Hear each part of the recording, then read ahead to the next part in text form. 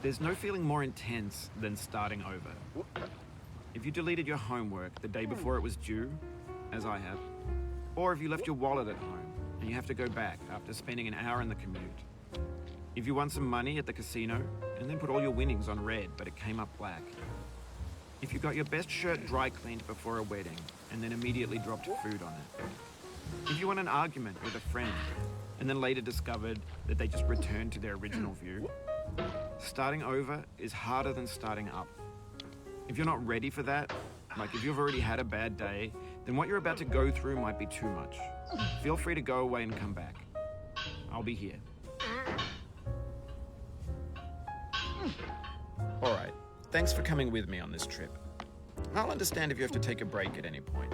Just find a safe place to stop and quit the game. Don't worry, I'll save your progress, always, even your mistakes. This game is a homage to a free game that came out in 2002 titled Sexy Hiking. The author of that game was Jazzuo, a mysterious Czech designer who was known at the time as the father of B games. And B games are rough assemblages of found objects. Designers slap them together very quickly and freely, and they're often too rough and unfriendly to gain much of a following. They're built more for the joy of building them than as polished products. In a certain way, Sexy Hiking is the perfect embodiment of a B game. It's built almost entirely out of found and recycled parts, and it's one of the most unusual and unfriendly games of its time. In it, your task is simply to drag yourself up a mountain with a hammer. And that act of climbing, in the digital world or in real life, has certain essential properties that give the game its flavor. No amount of forward progress is guaranteed. Some cliffs are too sheer or too slippery. And the player is constantly, unremittingly in danger of falling and losing everything. Anyway, when you start Sexy Hiking, you're standing next to this dead tree that blocks the way to the entire rest of the game. It might take you an hour to get over that tree, and a lot of people never got past it. You prod and you poke at it, exploring the limits of your reach and your strength, trying to find a way up and over. And there's a sense of truth in that lack of compromise. Most obstacles in video game worlds are fake. You can be completely confident in your ability to get through them once you have the correct method or the correct equipment or just by spending enough time. In that sense, every pixelated obstacle in Sexy Hiking is real. The obstacles in Sexy Hiking are unyielding, and that makes the game uniquely frustrating. But I'm not sure Jazzuo intended to make a frustrating game. The frustration is just essential to the act of climbing, and it's authentic to the process of building a game about climbing. A funny thing happened to me as I was building this mountain. I'd have an idea for a new obstacle, and I'd build it, test it, and it would usually turn out to be unreasonably hard.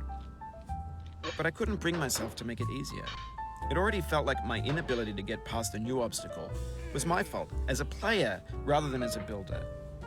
Imaginary mountains build themselves from our efforts to climb them, and it's our repeated attempts to reach the summit that turns those mountains into something real.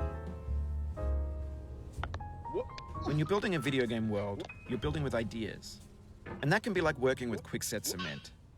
You mold your ideas into a certain shape that can be played with, and in the process of playing with them, they begin to harden and set until they're immutable, like rock.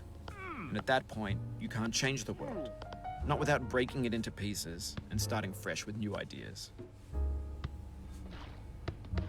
For years now, people have been predicting that games would soon be made out of prefabricated objects, bought in a store and assembled into a world.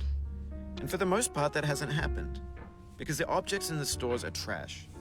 I don't mean they look bad or that they're badly made, although a lot of them are. I mean they're trash in the way that food becomes trash as soon as you put it in the sink. Things are made to be consumed and used in a certain context, and once the moment is gone, they transform into garbage. In the context of technology, those moments pass by in seconds. Over time, we've poured more and more refuse into this vast digital landfill that we call the internet. It now vastly outnumbers and outweighs the things that are fresh and untainted and unused. When everything around us is cultural trash, trash becomes the new medium, the lingua franca of the digital age. And you can build culture out of trash, but only trash culture. B games, B movies, B music, B philosophy. Maybe this is what digital culture is. A monstrous mountain of trash, the ash heap of creativity's fountain. A landfill with everything we ever thought of in it. Grand, infinite, and unsorted. There's 3D models of breakfast, Gen X's fanfic novels, Scan magazines, green screen Shia LaBeouf, banned snuff scenes on LiveLeak. Facebook's got lifelike bots with unbranded adverts and candid shots of Kanye and Taylor Swift mashups, car crash epic failed GIFs, Russian dashcam vids, discussions of McRibs, discarded, forgotten, unrecycled, muddled, rotten, untitled.